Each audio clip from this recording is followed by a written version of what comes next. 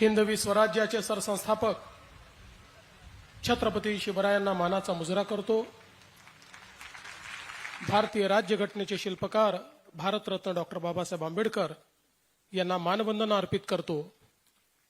आणि ज्यांनी आमच्या वारकरी संप्रदायाचं पाईक म्हणून, निवृत्तीनाथांचे गुरु म्हणून या ठिकाणी वारकरी संप्रदायाला दिशा दिली, विचार दिला, महाराज यांच्या चरणी नतमस्तक होतो। आणि त्याचसोबत गहिनीनाथ गडाच्या माध्यमातनं हाच वारकरी संप्रदायाचा शाश्वत विचार ज्यांनी जनाजनापर्यंत पोचवला ते संत वामनभाऊ महाराज यांच्याही चरणी मी आज नतमस्तक होतो।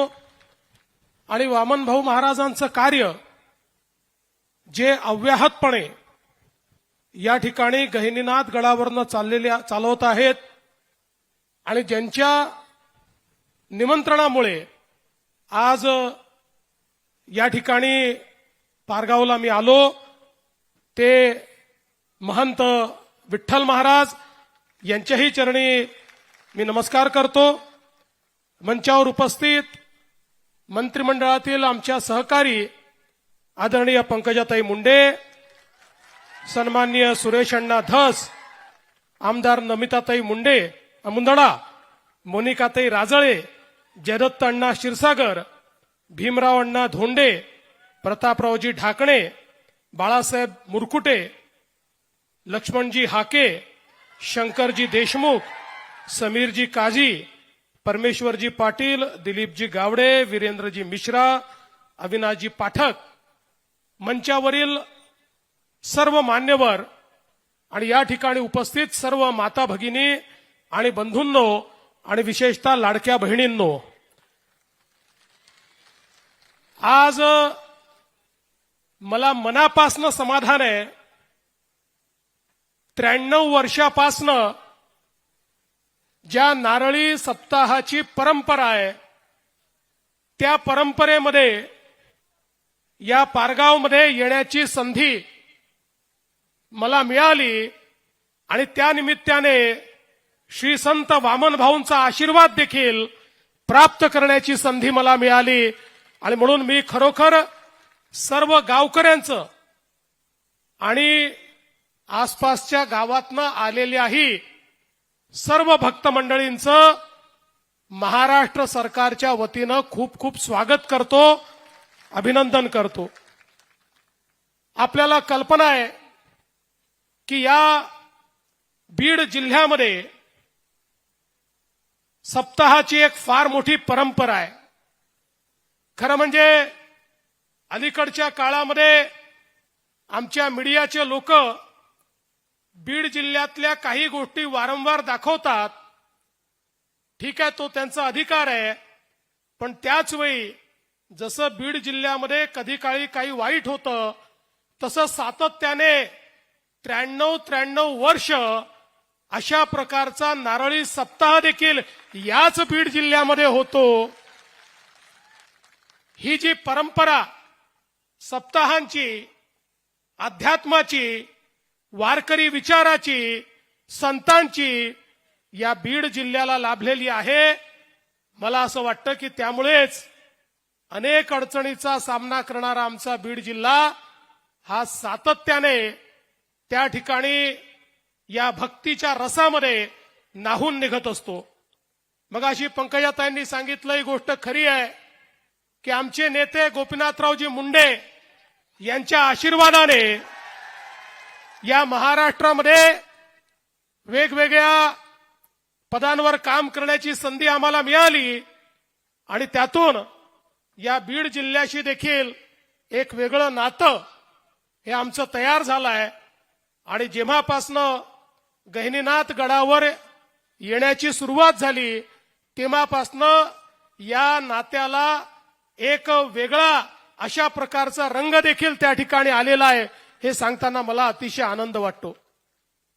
मागच्या काळामध्ये गहिनीनाथ गडाचं विकासाचं कार्य ताई आपण हातामध्ये घेतलं, आता बरंच पुढे ते गेलेलं आहे। अजून भरपूर काम देखील त्या ठिकाणी करायचं आहे. पण ताईंनी आणि विठ्ठल महाराजांनी सांगितलं की मी गहिनीनाथ गड दत्तक घ्यावा. विठ्ठल महाराज गड दत्तक घ्यायची माझी ऐपतही नाही, माझी अवकातही नाही. मी गडाला दत्तक घ्यायला तयार आहे. तुम्ही मला दत्तक घ्या आणि गडाची जबाबदारी निश्चितपणे आम्ही सगळे मिळून या ठिकाणी घेऊ. आणि गडावर येणारा जो प्रत्येक भाविक आहे त्याच्या जीवनामध्ये 2 चांगले क्षण त्या ठिकाणी झाले पाहिजेत, उत्तम व्यवस्था झाली पाहिजे. आणि हा जो आमचा गड आहे, हा गड एक प्रकारे ज्या गहिनीनाथ महाराजांनी या वारकरी संप्रदायाला विचार दिला, त्याची एक प्रकारे सुरुवात केली असं देखील आपल्याला म्हणता येईल.